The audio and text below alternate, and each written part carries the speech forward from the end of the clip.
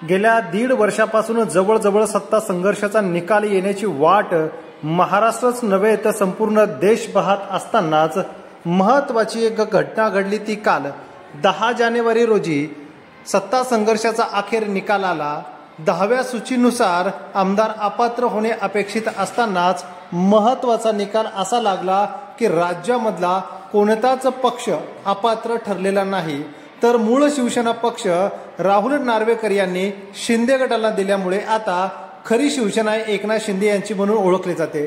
मात्र राज्यामधल्या वेगवेगळ्या प्रतिक्रिया आणि जनसामान्य माणसाचा हा विचार ठाकरेंसोबत पुन्हा दिसतोय। उद्धव ठाकरेंसोबत केलेली ही मोठी दगाबाजी जनसामान्यांना किती रुचणार हे येत्या निवडणुकीच्या काळामध्ये पुन्हा एकदा आपल्याला बघायला मिळणार आहे।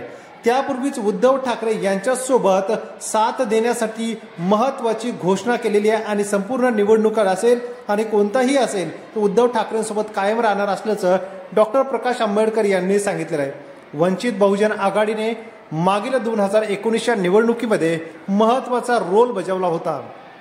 बऱ्याच टक्के मतदान घेऊन त्यांनी आपला वंचित बहुजन आघाडीचा निकाल तेव्हा ठेवला होता आणि याच निवडणुकीमध्ये आता प्रकाश आंबेडकर उद्धव ठाकरे यांच्यासोबत कायम असल्याचं दिसणार आहे।